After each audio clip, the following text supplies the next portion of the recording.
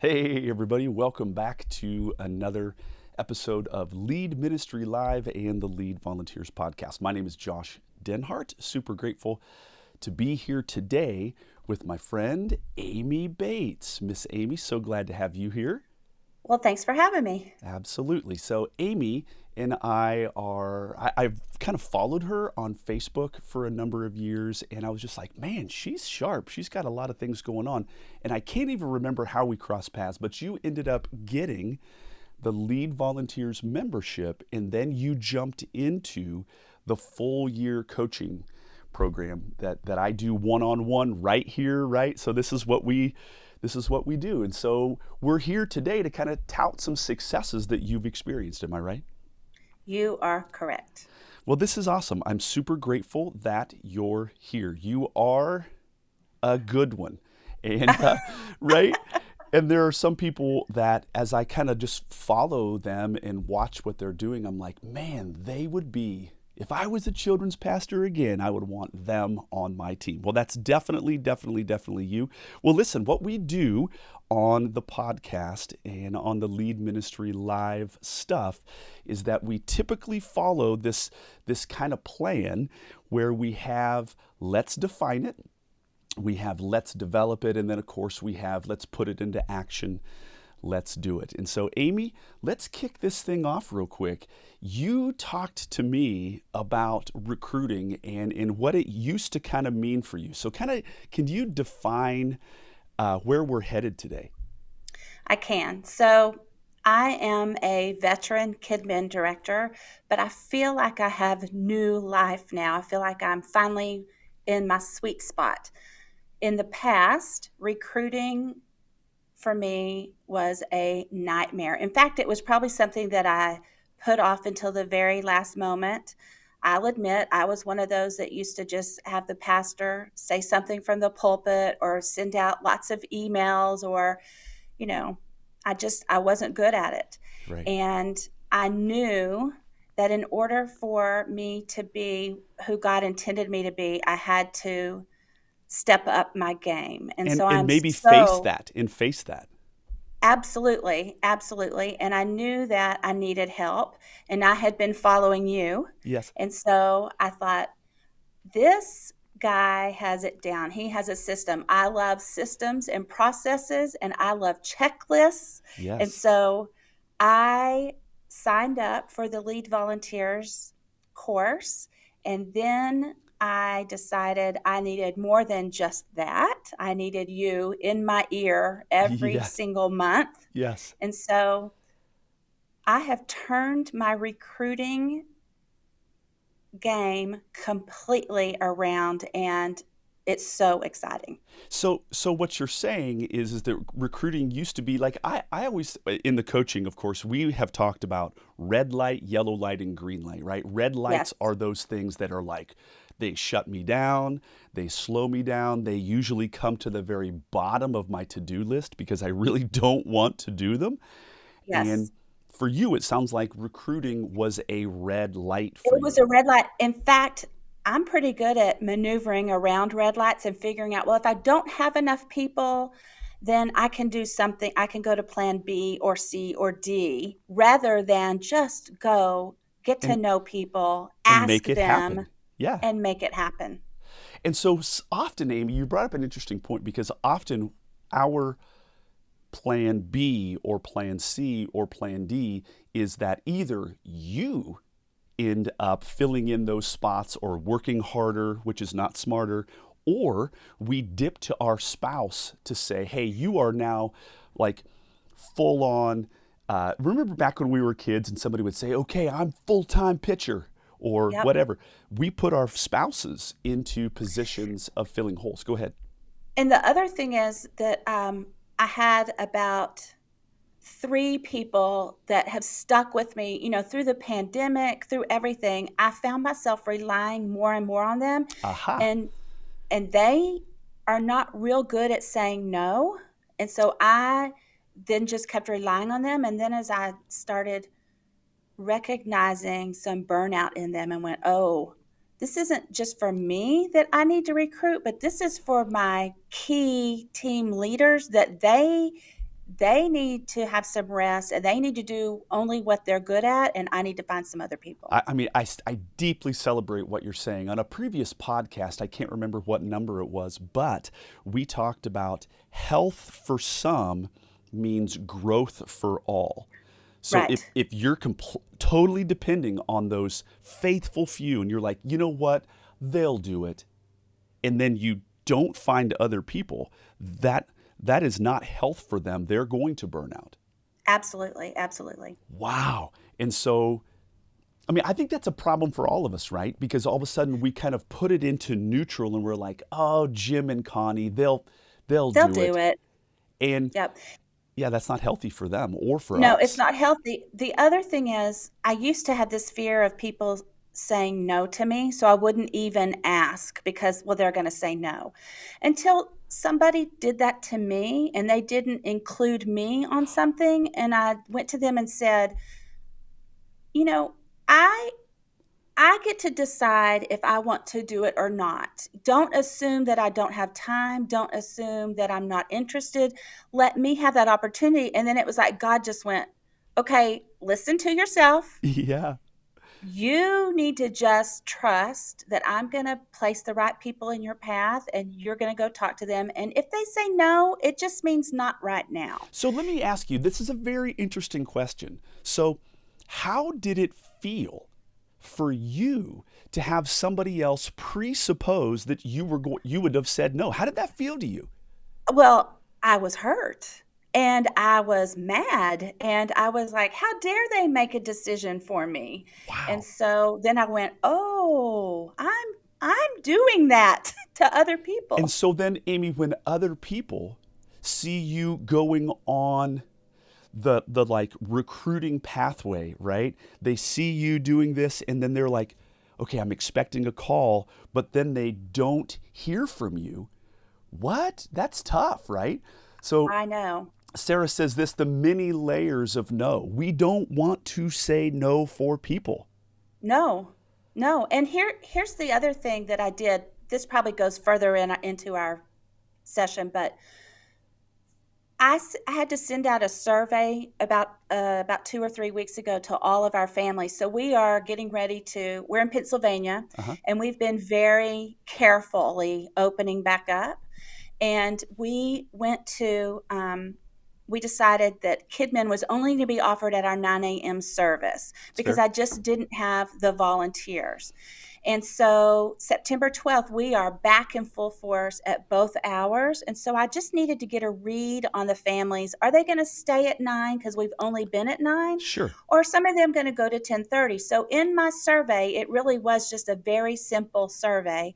But I put a little thing at the end saying, we have lots of opportunities in KidMin. I would love to share them with you. Are you interested? And so I put yes, and then I put not at this time. And I got 6 people that said yes, that I would have never thought about calling them. Right. And they are 6 people that have said yes and are getting ready to be lead teachers. To be a participant because you didn't assume. No, no. And I wasn't doing it to just see, oh, I need more people because Right. I still have 2 or 3 positions that were not fully staffed yet.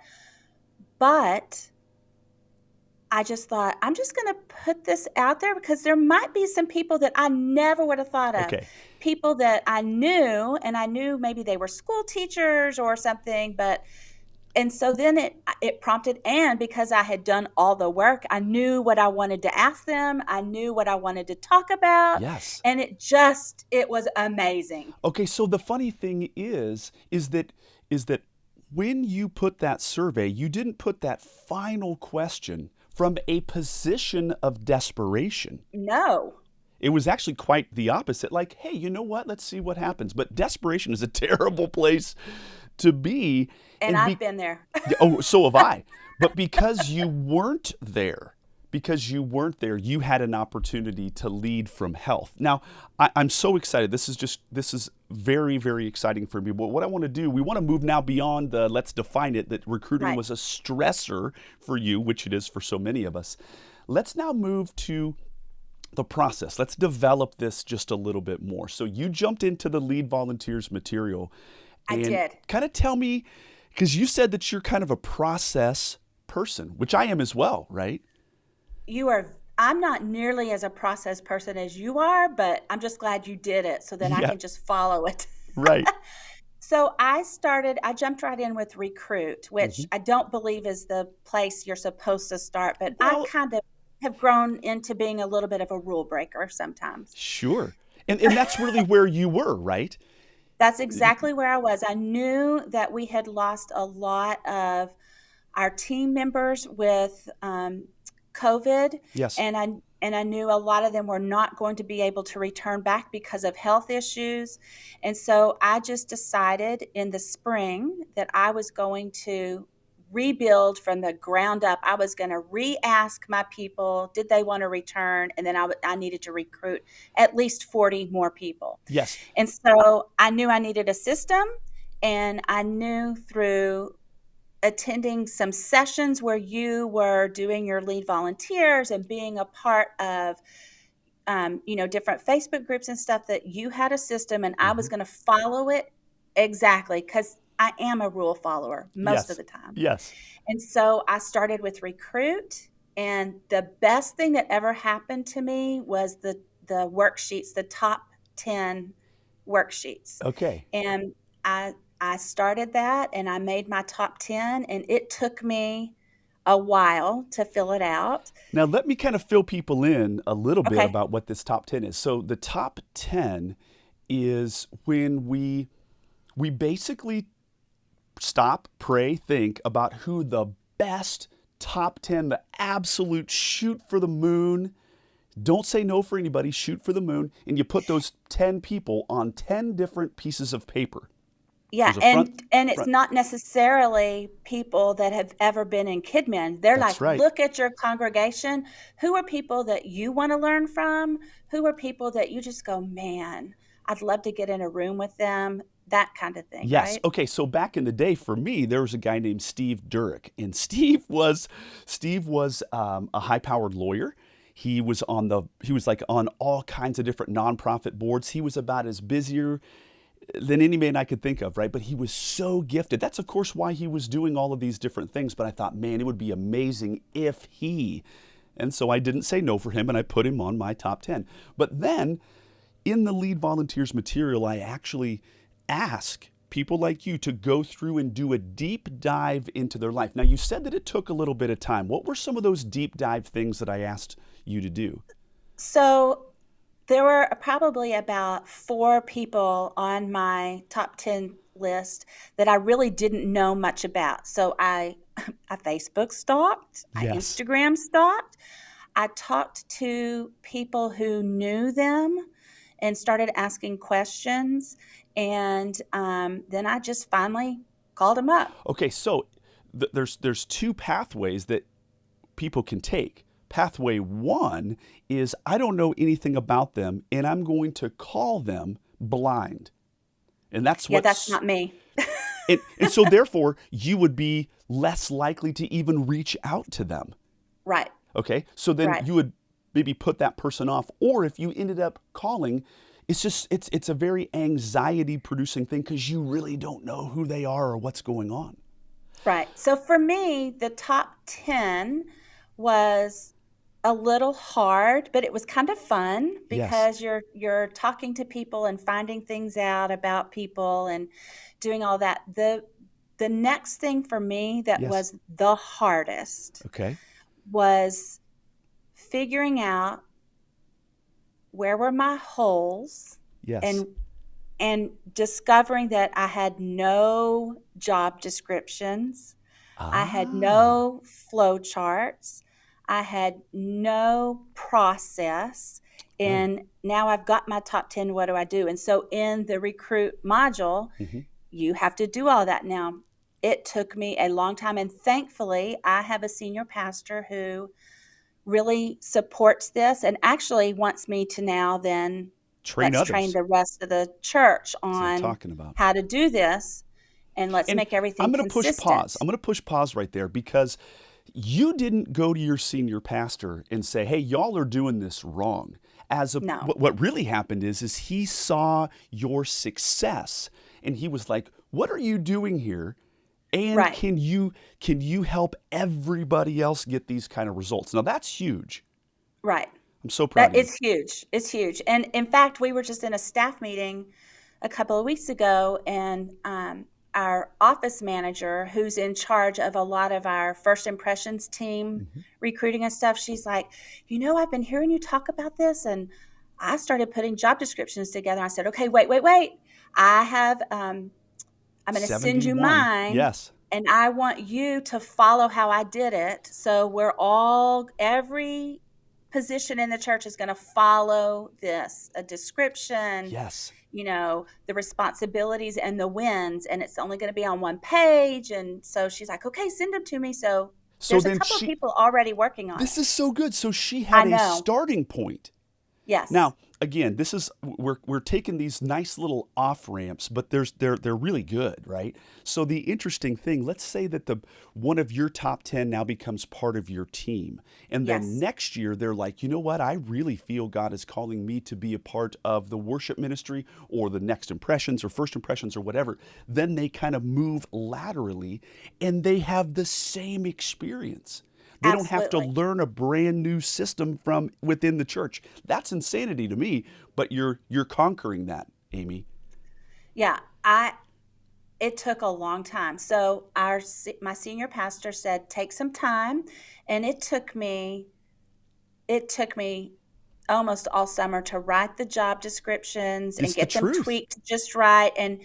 And I heard something about, we need to be living in a growth mindset, not a maintenance mindset. I And love it. I had been living in a maintenance mindset since we had to shut down in March of 2020. Hmm. And as we were coming back, it was just, let me do what I need to do to make sure that we have an online offering for our families and for the people that are coming back into KidMin. Let me just do what I can do. And so then all of a sudden I realized, God is not going to send our church families if we are not prepared for them. And so this all tied Yes, into it does. job descriptions, a little video about joining our team, and what you get when you join our team, because our team is the funnest team out Of of all the course teams it in the is. church, right? Yes. And so I did all of that. It took a really long time, but it makes it so much easier So now. what you're saying is really, really, really important because it is pre-work makes the future work so much simpler. Oh, and simpler. And now I don't even have to look at my notes. I mean, okay, so I am like on my fourth level of top tens, So and there you were a okay, few. slow that down. I think that is Okay, huge what you just said. So you were on your fourth set of top 10s. You now have gone, you did your top 10, you did research on people, you found out about their lives, you literally took notes on a front side and a back side and a backside. so that when you were going to call them, you were really in the know about them. But you've done that one, two, three. You're now on your fourth top 10. That's Yes. impressive. Well, and not everybody that was in my first top 10 actually worked out. So there were two of my top 10s that the more that I had conversations with them at events or in the lobby on Sunday, or I saw Their their lives. online presence, and I just Yeah. went, I'm not sure that they're going to be in my top 10. So I had top 8. So And then then you I started the shifted. next Okay, level. Right. again, let me push pause here again because you did research on them and you had eyesight upon them. You looked at them and you said, "You know what? Before I even ask them, I think that my pastoral spirit inside is like, maybe not." Maybe not. Okay, that is huge because you're Huge, because using discernment. in the past, I would have just blown through those names and said and asked them because I was so desperate. And now it's Bingo. like, I'm not desperate. That's genius. I am so, like I got the old Pastor Josh goosebumps here. This is huge because out of your knowledge of them and your relationship with them, you were able to have an intuition that was like, maybe I'm going to put them on level 3. I'm going to wait on them right now. That's Right. huge. And speaking of relationships, so relationships are not real easy for me. And you know how God puts couples together or friends together Hmm. and you Hmm. kind of, the yin and the yang and stuff. So Mike, my husband, he's the one that, like, I'll be in the car tapping my foot going, okay, come on, we need to leave. It's time to go home. And it's still in the lobby talking with everybody. That's We're kind me. of backwards. Yep. Yeah. So, and he'll ask anybody anything, and he doesn't care if they say no, right? And I'm like, oh, what if they say no? They don't like me. And so relationships are hard for me. But because I did this top 10 and I got really good at my spiel, right? Yes. Which is one of Um, the things that I encourage you to do. absolutely. Memorize, normalize, personalize. Yes. And so that was probably the second hardest thing for me to do was really work on that. Hmm. And I recognize that some of the people that we mentioned that just selected yes on the survey that I didn't really know, I still don't have a great relationship with them yet, but I had enough that I knew what I was talking with them about on the phone with them, Yes. and then when we met. And so I'm starting new relationships through just putting a question out on a survey, not out of desperation, but maybe I missed some people. Well, you know what? I am so proud of you because now the reason why when we were first on our first couple of coaching calls, you're like, hey, listen, I just got to tell you about me. I am going to follow this exactly as you Exactly. say. If you say it, I'm going to do it. And it's proving to be quite successful for you, right? Yeah, So, if I hadn't done this, I would be in a pickle right now. so talk to us a little bit about you know your successes. Has this been, have you seen a difference between what you're doing now and what you did maybe for the previous 5 years? Oh, absolutely. So I always think that I have my act together, but I really No, don't. you really do. And Keep going. people think I do, but Yeah, I behind the scenes I'm a hot mess. But this has really helped me develop where we're headed in the next two I love years. this. And I've never planned out that far. And so, as far as trainings, putting together videos, working on, I talked about a growth mindset. So I put sticky notes all over a wall about if we had 25 new families come this month. Could we minister them? And I was like, no, I can't. I don't have this. First of all, I don't have the people, right? And So, then I in don't other have, words, okay, this is huge. If you basically said, we, if God were to bless this big, could I manage that blessing?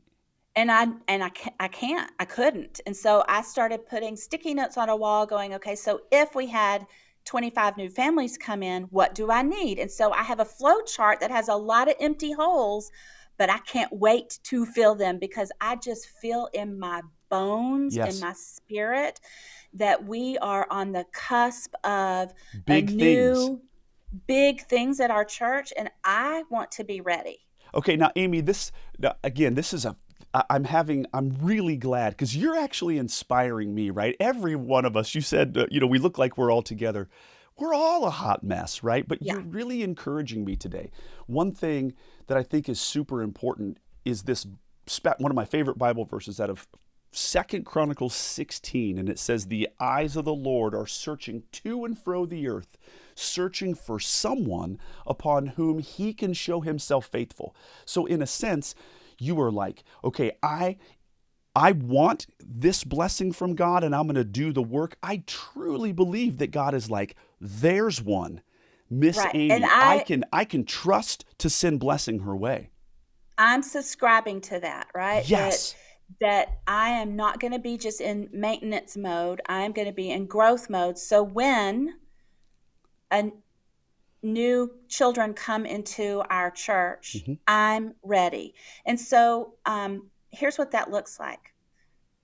I made a I made a new flow chart that has several empty spots.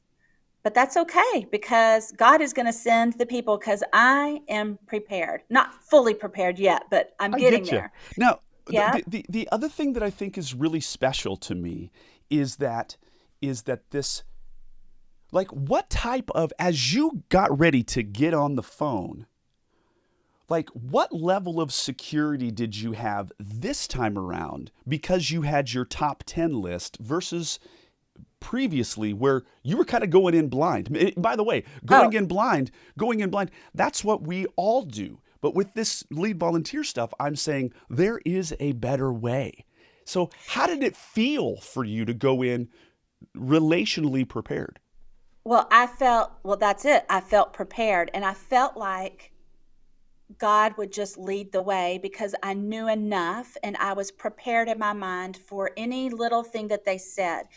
And the biggest thing for me was recognizing that this meeting with them wasn't about me, it How was about that? about them. Praise the Lord.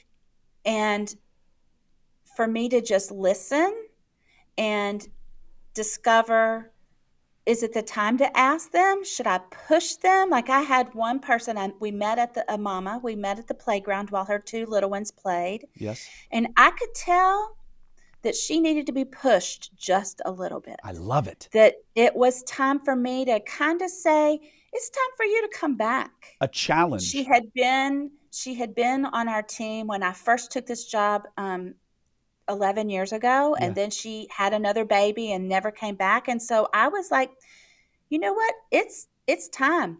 You have a gift. Your children need to see you sharing your gift and serving.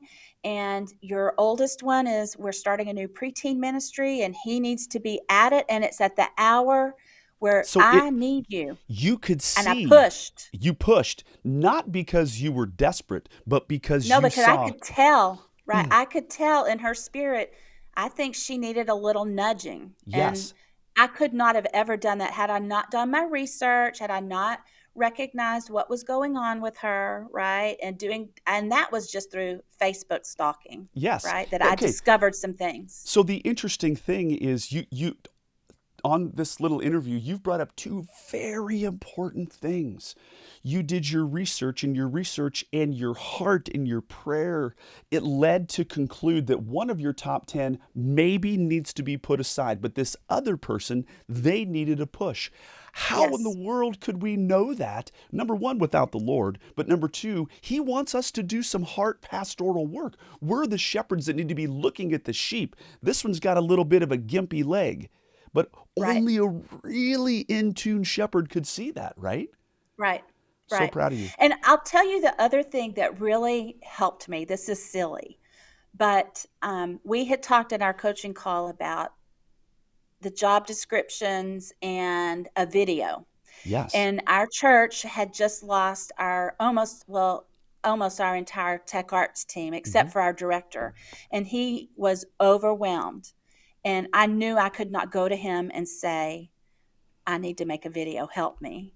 And so I just got in my office and got on my phone, and How it about it? took me, I wrote out my script, and it took me about 4 hours. But by the end of that, I had a really good video, and it was ingrained in my brain what you get if you join our team. Okay, And so that is that just, huge. So the 4 hours was not, it wasn't a waste of 4 hours. Now, no, but it felt like it at the time. okay, but you gotta, okay, the thing is that you, number one, you got a video out of it, but the growth in you in having you found your voice, and Right. you had this really succinct elevator pitch. I think that's huge.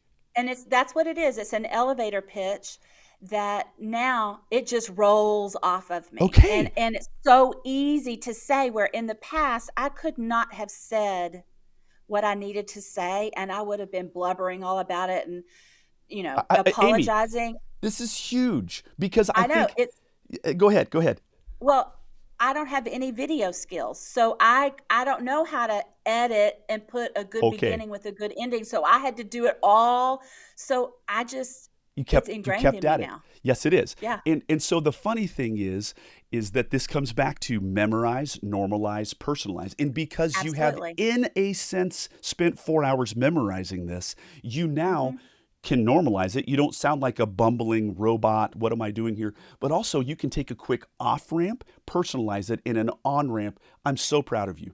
Well, listen, one thing that I want to do before we close out is just to give people like your best sense of encouragement that, hey, guess what? It is worth it. And I mean, it's screaming from you, right? And on our Yes, coaching calls, I mean, everybody out there in podcast land doesn't get the the benefit of spending, each coaching call together with us, but this is making a huge difference in your ministry world. So kind of it is. share an encouragement with people. So I knew that what I was doing wasn't working. And I knew that God wanted me to be better and to be at my fullest potential for Him, for His kingdom. And I just kept getting the sense that I don't know what I'm doing and I need somebody to tell me what to do. And this lead volunteers course has been exactly now. I haven't even started. I'm still on recruit. Even though I finished it, I'm recruiting. Yes. And so I can't wait to jump into train and Yep. retain, but it is so worth it. Now, I don't want to jinx it, but I have to tell you. Okay, I'm ready. Are you ready? I'm ready. Nobody has said no yet. You've got to be kidding me. Nobody has said no yet. Now that's huge. I mean Now, that two people said no to the one job that I really wanted them to do, and they took a lesser role, but that doesn't mean that's that we still can't a win. move them up That is that is eventually. that is absolutely still a win. I am deeply proud of you. That is Yeah. such a win. Nobody has said no. Now, and then three people have said, I I'll do events or behind the scenes, and I always have that in my background, in the back of my mind that, you know, We I could use have an them for assistant. something else. Right. I have an assistant, and I have through all this flow chart and job descriptions, I now have an early childhood coordinator, which is amazing. Which you didn't have Um, before. no. And again, that's dreaming, setting myself up for growth, Yes. right? But I always will say people, "Oh, we have events I need help with." And I was relying on my few and Yes. realizing I can't do that anymore. That's not healthy, right? And Yes. so So I've had three people. you've begun to create a dream event team. Yes. And it's out of the Yes. overflow of everything else being filled. In addition, because you knew what places and spaces you needed filled, it was a lot. Exactly. Okay, this sounds like it sounds so simple, but I cannot It tell sounds so you. simple, but I never wrote it down. I And just so had then it in my head. we were just kind of shooting kind of like, "Oh, I don't even know what do I need?" Well, I know what I need. Do you? Do you really Yeah. know what you No, I need? had no idea until I started Oh my putting word. Post-it notes out and dreaming for growth and went, well. And the other thing that helped is Sure. with lead volunteers, I don't ever like to create something myself. And so all these job descriptions came and I was like, "Oh, I never even thought of that. Let me see if I Right. can So tweak it with for the me," material, right? 71 completed job descriptions that they're kind of like swipe files. You can swipe it, Yep. paste it, and it's yours. Man, Amy, I am crazy proud of you. And we're just literally scratching the tip of the iceberg. I'm going to say that you literally are. I've never said this to anybody. I don't think I have. You are the lead volunteers poster child. And here's why, because you're I only wished everybody was like, you know what? I'm going to allow Josh to do my thinking for me. I'm going to do exactly what he says, and it is producing great results for you. Yeah, I balked at a few things and then I go, "No, he Okay, said this works." I want to hear what you balked at because we've never had this discussion. So, what were the things that you were like, I don't know, that sounds a little. So the top 10, all like the front and the back, I just balked at like that's a lot of stuff, Because but it's I really did it. it's digging deep It's into their lives. digging deep, and you get tired and you think, oh, all I really need to know is where have they served in the church past? What are the ages of their kids? What do they do for a living? That's But this I, much. But yeah, you and I you were did. like, okay, he said this much. He And how said did I need that to do it all. help you? How did that help you, Amy? It helped me connect because I then could bring up something in the conversation Hmm. and we would go down that trail of discussion. And so I feel like it showed people that that the You meeting cared. was about them. It wasn't about me, Yes. In right? addition, the other thing that you said to me on a previous coaching call, which I felt was just really powerful, you said, I did so much work with my top 10 and I really went to the nth degree, like you told me, and dug deep. And then you said, and there were times where I didn't need that information because they said yes, but I still felt empowered because I Right. knew who they were. Beyond that, the thing that I think is overarching the whole thing is that it's a frame of mind. It is a lifestyle that I've just basically trained you, Amy, how to look and think about people as Yes, opposed, okay? the because the people that I got through my survey, Yeah, I didn't fill out a top 10 sheet on them, but I knew in my brain, I could show you my notes when I got on the phone. I knew what I wanted to ask them. I right. knew what was important to me to get across to them. I didn't fill out top 10 sheets You for didn't need to because you I did didn't it need to because so. I knew. Okay, that's my point, is that now you have been trained through this kind of tutor, and now you're above, now you know. Oh, Amy, we could go on for a really, really, really long time. I'm so, so, so proud of you. You are an absolute champ. You're one to be followed, you're one to be emulated. I'm proud of you. Let's do this again, right? Let's do this All right. once you find all of the success with training and retaining. Well, this Yes. has been super, super, super fun. Big, big, big applause to you. Well, gang, this has been the Lead Volunteers podcast and Lead Ministry Live with Amy Bates.